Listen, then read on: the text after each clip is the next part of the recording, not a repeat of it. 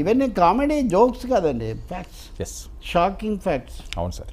Sir ఏంటి 27 నుంచి CM Jaganmohan Reddy గారు బస్సు యాత్రట సిద్ధం అయిపోయింది. బస్సు యాత్ర ఇంకా ఆయన దూసుకుపోతున్నాడు అనుకోవచ్చా?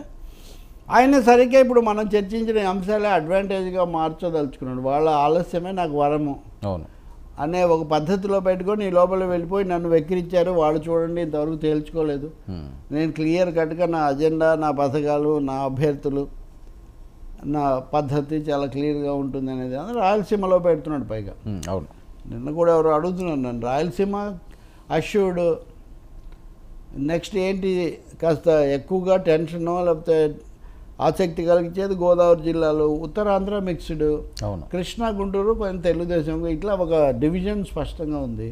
సో ఆయన ముందు తనకు బేస్కు వెళ్ళిపోతున్నాడు. అక్కడ ప్రచారం మొదలు పెడతాడు, ప్రత్యర్థుల మీద దాడి కూడా చేస్తాడు. మోదీ మొన్న సభలో ఇవన్నీ ఏం చెప్పకపోవడం, మీ స్వప్రయోజనాల కోసం పొత్తు పెట్టుకుంటూ రాష్ట్ర ప్రయోజనాలని మీరు బుకాయిస్తున్నారు అనే పద్ధతిలో ఆయన దాడి. ఇంకోటి ఏమో ఈ సోషల్ అజెండా.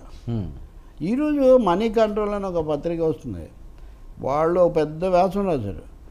ఈ సోషల్ అజెండా అనేది జగన్ కేసీఆర్ నుంచి తీసుకున్నాడు గట్టిగా. కేసీఆర్ వైఫల్యం తర్వాత బలంగా కొన్ని తరగతుల అభ్యర్థులను పెట్టడము, వాళ్ళని ప్రొజెక్ట్ చేయటము, ఇది అవసరం, సోషల్ అజెండా హెల్ప్ చేస్తుందని భావిస్తున్నాడు ఆయన.